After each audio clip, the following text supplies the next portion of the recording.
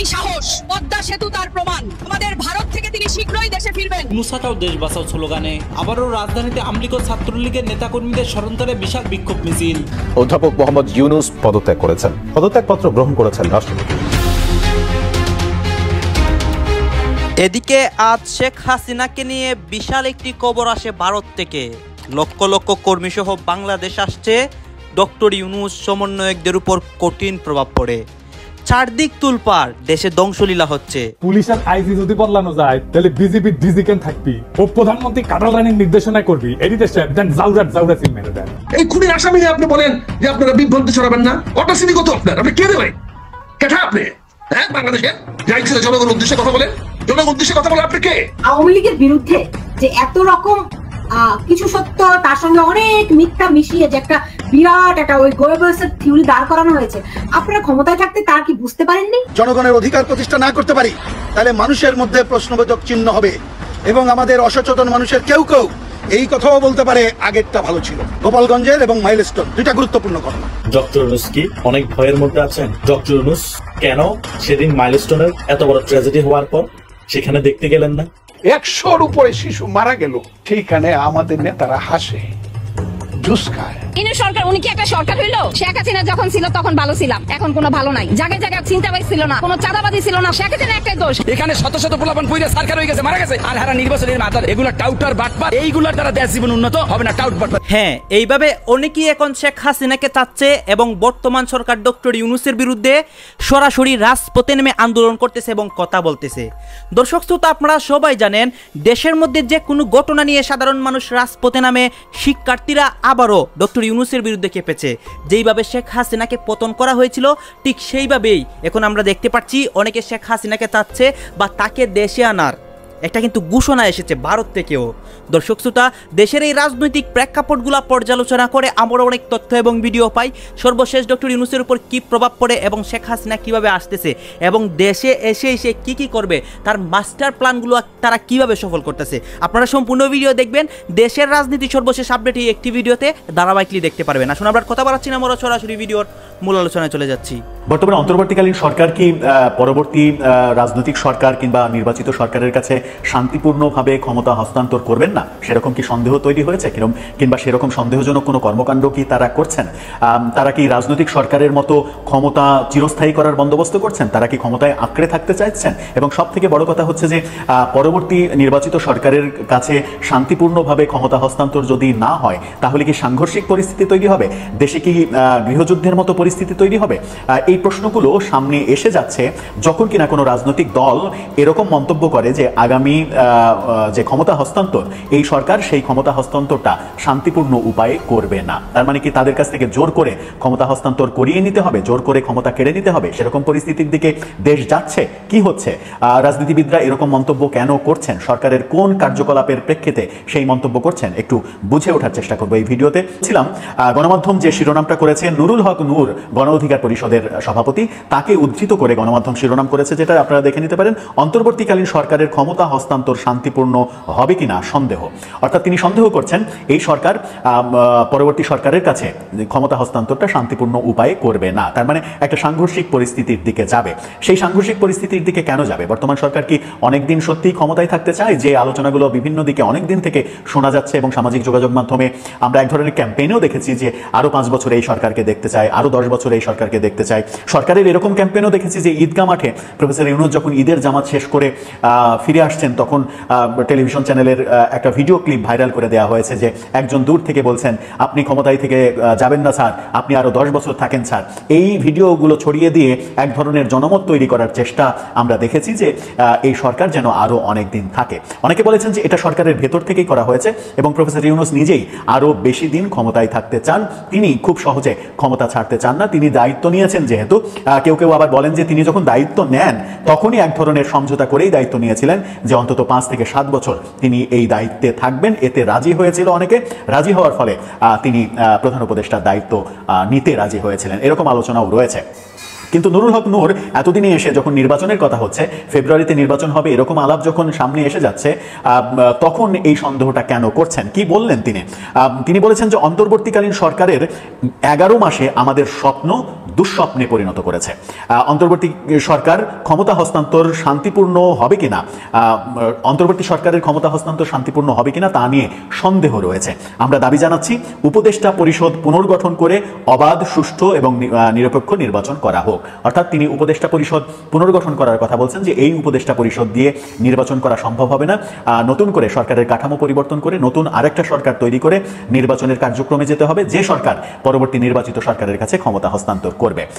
তাহলে কি ব্যাপারগুলো নুরুল হক নূর যেহেতু একটা পক্ষে তাকে ইদানিং দেখা যাচ্ছে, তিনি জামাত, ইসলামী আন্দোলন এই জোটে বিভিন্ন সমাবেশে তাকে উপস্থিত থাকতে দেখা যাচ্ছে, ধারণা করা হচ্ছে জামাত, ইসলামী আন্দোলন এদের সঙ্গে তার একটা জোট হতে পারে। তাহলে কি এই কথাটা সেই পুরো জোটের নাকি নুরুল হক নূরের একার কথা?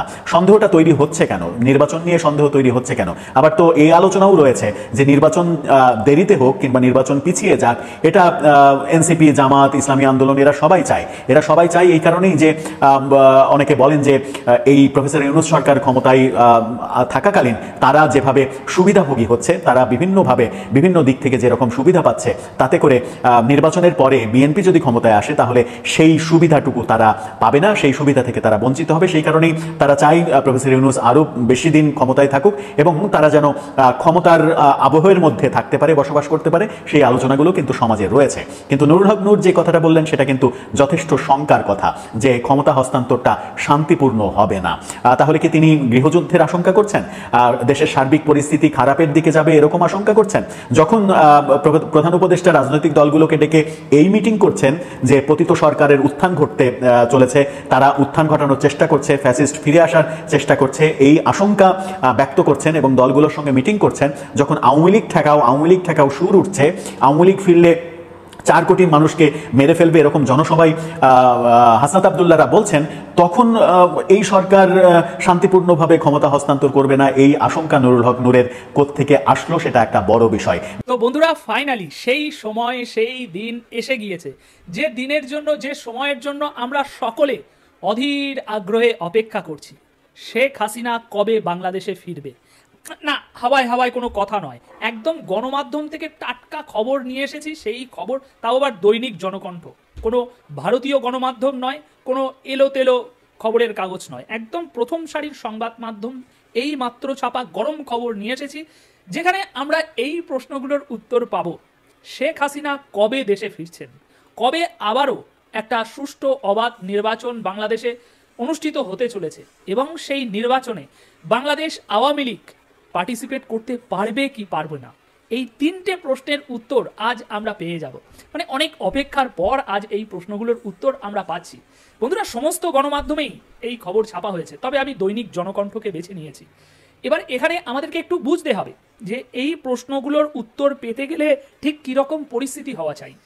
যেটা হচ্ছে যে শেখ হাসিনা দেশে ফিরবেন এবং আওয়ামী লীগ নির্বাচনে অংশ নিতে পারবেন কিনা, এগুলো কিসের উপরে নির্ভর করছে, কার উপরে নির্ভর করছে? নিশ্চিত এখানে ভারতের ভূমিকা। শেখ হাসিনা বাংলাদেশে ফেরা এবং বাংলাদেশে আওয়ামী লীগ নির্বাচনে অংশ নিতে পারা, এই দুটো বিষয়ে ভারতের ভূমিকা অত্যন্ত গুরুত্বপূর্ণ। ভারতের এখানে একটা বিশাল বড় ভূমিকা রয়েছে, রোল রয়েছে, ঠিক কিনা?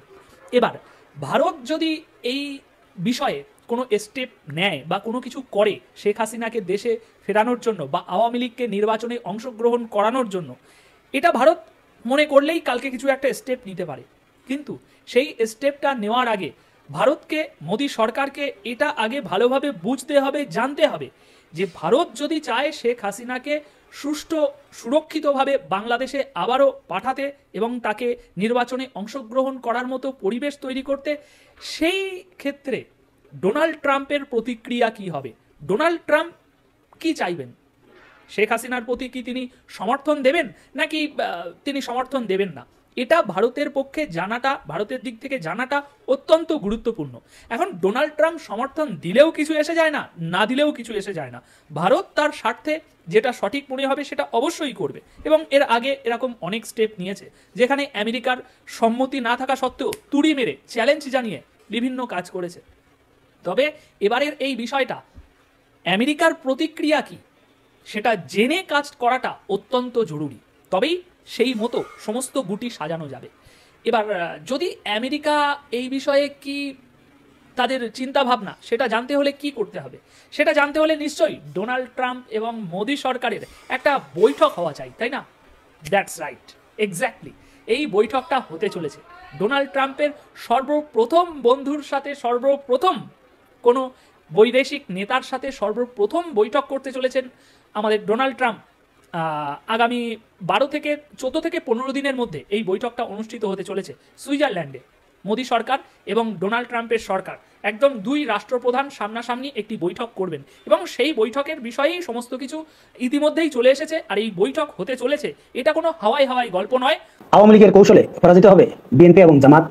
বর্তমান সময়ে আওয়ামী লীগের যেই পজিশন বা আওয়ামী লীগ যে পরিস্থিতিতে আছে, আওয়ামী লীগ মারাত্মকভাবে রাজনীতিতে কোণঠাসা অবস্থায় আছে।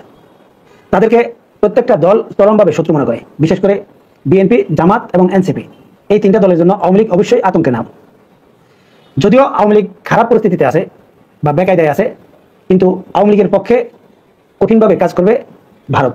এবং বাংলাদেশের রাজনীতিতে ভারতের অবস্থান অত্যন্ত শক্তিশালী প্রত্যেকটা সেক্টরে। বাংলাদেশের গোয়েন্দা ডিপার্টমেন্ট বলেন, বাংলাদেশের সেনাবাহিনী বলেন, পুলিশ বাহিনী বলেন, মিডিয়া বলেন, এবং আওয়ামী বিরোধী রাজনৈতিক দলগুলোতেও ভারতের এজেন্ট থাকার সম্ভাবনা অনেক বেশি রয়েছে। বিশেষ করে বিএনপিতে অবশ্যই রয়েছে। এখন আওয়ামী লীগ যদি তাদের লক্ষ্য বাস্তবায়ন করতে হয় এবং রাজনীতিতে তারা আবার যদি ফিরে আসতে হয়, অবশ্যই বিএনপি, জামাত এবং এনসিপির মধ্যে দূরত্ব তৈরি করতে হবে এবং তাদের মধ্যে যদি সংঘর্ষ তৈরি করা যায় বা তাদেরকে যদি একে অন্যের বিরুদ্ধে কঠিন সংঘর্ষে লিপ্ত করা যায়, তাহলে এটা আওয়ামী লীগের জন্য সবচেয়ে বেশি সুবিধা হবে এবং এটা আওয়ামী লীগের ভবিষ্যৎ রাজনীতির জন্য সুফল বয়ে আনবে। তাই আওয়ামী লীগের এখন প্রধান কাজ থাকবে যে বিএনপি, জামাত এবং এনসিপির মধ্যে দূরত্ব তৈরি করা এবং সেটা সংঘর্ষে রূপ দেওয়া। আপনারা যদি এই বিগত 2 দিন আগের ঘটনাগুলো যদি একটু পর্যালোচনা করেন, তাহলে এটা স্পষ্টভাবে বোঝা যাচ্ছে যে এই যে মাইলস্টোন কলেজে বিমান দুর্ঘটনাকে কেন্দ্র করে এইচএসসি পরীক্ষার্থীরা যেভাবে রাস্তায় নামলো এবং সেখানে ছাত্রলীগের উপস্থিতি এবং যে কল রেকর্ডগুলো ভাইরাল হয়েছে, এতে স্পষ্ট এই ছাত্রদের মধ্যে আওয়ামী লীগ ছিল। এবং এই যে সচিবালয় ঘেরাও এবং সেখানে বসে যারা স্লোগান দিয়েছে, এদের মধ্যে আওয়ামী লীগের লোক ছিল, এখানে কোনো সন্দেহ নেই। এখন পরিস্থিতি যে অবস্থায় রয়েছে, বিএনপি, জামাত এবং এনসিপি যদি মুখোমুখি হয় এবং তারা যদি দ্বন্দ্বে লিপ্ত হয়, তাহলে এই দ্বন্দ্বের মধ্যে আগুনে ঘি ঢালবে অবশ্যই আওয়ামী লীগ এবং সেই চেষ্টাটা করবে। যেমন যে কোনো দ্বন্দ্বে যে কোনো একটা দলের পক্ষ নিয়ে আওয়ামী লীগের লোকজন যদি প্রতিপক্ষের উপর কোনো রকমের এমন কোনো হামলা চালায় যেটা রাজনীতিতে মারাত্মক প্রভাব ফেলবে এবং এই দলগুলো মুখোমুখি অবস্থানে যাবে, এই জাতীয় ঘটনা যদি ঘটানোর চেষ্টা করে, তাহলে এটা বাংলাদেশে একটা অস্থিতিশীল পরিবেশ তৈরি করার জন্য যথেষ্ট হবে এবং সেই অস্থিতিশীল পরিবেশ তৈরি করে আওয়ামী লীগ তাদের ফায়দা হাসিল করবে, এটা নিশ্চিত। এবং এই ঘটনার পর আপনারা দেখেছেন যে ডক্টর ইউনূস সবগুলো দলের সাথে এখন বৈঠকে বসছে এবং আপনারা এটাও দেখেছেন যে ডক্টর ইউনূসের মূল ভাষ্য সেটা হচ্ছে আওয়ামী লীগ বিরোধী ঐক্যে যাতে তাদের ফাটল না হয় এবং আওয়ামী লীগ ইস্যুতে তারা যাতে। ডক্টর ইউনূস কি অনেক ভয়ের মধ্যে আছেন? ডক্টর ইউনূস কেন সেদিন মাইলস্টোনের এত বড় ট্র্যাজেডি হওয়ার পর সেখানে দেখতে গেলেন না এবং হাসপাতালের মধ্যে অনেক বাচ্চা শিশু মরে যাওয়ার শেষ সময়ে কাতরাচ্ছিল, হাসপাতালে অনেক কষ্ট পাচ্ছিল, সেই সকল বাচ্চা শিশুকে তিনি দেখতে যাননি? কেন দেখতে যাননি? এটা কি আপনাদের মনে প্রশ্ন জাগেনি? বিগত 7 দিন বা 10 দিন যাবত ডক্টর ইউনূস কি যমুনা থেকে কোথায় গিয়েছিল, সেটাও কি আপনাদের কোনো প্রশ্ন জাগেনি? তার মেইন কথা হচ্ছে ডক্টর ইউনূসের সাথে এখন আমাদের বাংলাদেশের সাধারণ জনগণের কোনো সম্পৃক্ততা নেই। তিনি অনেক ভালো মানুষ, আমি মেনে নিলাম, কিন্তু তিনি তো একজন ভালো শাসক না। জনগণ ডক্টর ইউনূসের উপর ক্ষেপে আছে। সেদিন মাইলস্টোন কলেজের ছাত্রদের সাথে কিন্তু শিক্ষা উপদেষ্টা এবং আইন উপদেষ্টা কথা বলতে গিয়ে কিন্তু অবরুদ্ধ হয়ে গিয়েছিলেন, মনে আছে? ডক্টর ইউনূসও ভালো করেই জানতেন আমার উপর জনগণের যে ক্ষোভ। আমি যদি মাইলস্টোন কলেজের শিক্ষার্থীদের সাথে কথা বলতে যাই বা দেখা করতে যাই, আমাকে অবরুদ্ধ করে ফেলতে পারে। আমি একজন প্রধান উপদেষ্টা, সেখানে কিন্তু এক মেসাগার অবস্থা হয়ে যেতে পারে, আবার যে কোনো মুহূর্তে এক দফা দাবিও আসতে পারে। তখন কিন্তু যে কোনো মুহূর্তে আমার সরকার ফল্ট করতে পারে। সে সকল কারণ চিন্তা করেও কিন্তু তিনি হাসপাতালে অসুস্থ বাচ্চা শিশুদেরকে দেখতে চায়নি এবং দেখতে যায়নি, কারণ তিনি মনের মধ্যে একটা ভয় নিয়েই এখন যমুনাতে বসে আছে। অনেকেই বলছে তিনি যমুনাতে গৃহবন্দী অবস্থায় আছে এবং সেনা পাহারায় আছে। ওইখানে সবসময় একটা সেনারা পাহারায় থাকে এবং পুলিশ, বিজিবি সকলে পাহারা দিয়ে থাকে। কখন না কখন আওয়ামী লীগ সংগঠিত হয়ে Jamuna to long march to Jamuna করে বসেন, তখন তো আমার পালানোর পথ থাকবে না। আর তখন হয়তো আমাকে আমার যমুনাতে মেরে পিছিয়ে ফেলতে পারে। যে কাজটা শেখ হাসিনাকে প্ল্যানিং করে করা হয়েছে সেটা আমার সাথে হতে পারে। ওই কথা আছে না, চোরের মনে পুলিশ পুলিশ। এবং ওনাকে সরকারিও কোনো জায়গায় কোনো কাজে আমরা যেত দেখছি না। সাধারণ জনগণের সাথে যদি সম্পৃক্ততা না থাকে, সাধারণ জনগণ যদি ক্ষোভে ফুসে উঠে কোনো শাসকের উপর, তখন তো শাসক সাধারণ জনগণের সাথে মিশবেই না, কোনো জায়গায় সামাজিক কাজও যেত ভয় পাবে, যেটা ডক্টর ইউনূসের সাথে ঘটছে। কিন্তু শেখ হাসিনার ক্ষেত্রে দেখেন, যখন ছাত্ররা আহত হয়েছে এবং আওয়ামী লীগের সাধারণ কর্মীরাও আহত হাসপাতালে ছিল, বিভিন্ন ধরনের কাজে তিনি কিন্তু হাসপাতালে দেখতে গিয়েছেন এবং অন্যান্য বিভিন্ন সমস্যা হলো, দুর্যোগ হলো, তিনি কিন্তু সে সকল জায়গায় পরিদর্শন করতে গিয়েছেন। এবং পৃথিবীর যত শাসক আছে সকলে কিন্তু এটা করে, কিন্তু আমাদের বাংলাদেশে আমরা এমন এক শাসক পেয়েছি। দর্শক আপনারা তো দেখলেন এখানে কি কথা হচ্ছে, অনেকেই কিন্তু অনেক কথা বলতেছে, অনেকে আলোচনা করতেছে, অনেকে সমালোচনা করতেছে। দেশের বিভিন্ন অবস্থা এবং পরিস্থিতি নিয়ে সবাই সবার মন্তব্য প্রকাশ করে এবং তাদের মন্তব্যগুলো দেখে আমরা অনেক কিছু বুঝতে পারি দেশের মধ্যে কি হচ্ছে এবং কি ঘটতেছে। এখানে কিন্তু বিশেষ করে আওয়ামী লীগের বিভিন্ন কথা হচ্ছে বা আরও অনেক রাজনৈতিক প্রেক্ষাপট নিয়ে সবাই সবার মন্তব্য প্রকাশ করে গেছে। এই বিষয়গুলোর সাথে আপনারা একমত পোষণ করেন নাকি দ্বিমত পোষণ করেন অবশ্যই কমেন্ট বক্সে লিখে যাবেন। আর হ্যাঁ, তখন আপনাদেরকে আমরা যা কিছু দেখিয়েছি সব কিছু আমরা সোশ্যাল মিডিয়া থেকে সংগ্রহ করেছি, এখানে আমাদের নিজস্ব কোনো মন্তব্য নেই বা নিজস্ব কোনো সিদ্ধান্ত নেই। সর্বশেষ আপনাদের কাছে আমাদের রিকোয়েস্ট থাকবে, আপনারা আমাদের চ্যানেলের নতুন দর্শক হয়ে থাকলে চ্যানেলটি সাবস্ক্রাইব করবেন এবং পাশে থাকা বেল বাটনটি বাজাবেন যাতে করে নেক্সট ভিডিওটা সবার আগে আপনাদের কাছে পৌঁছায়। ধন্যবাদ।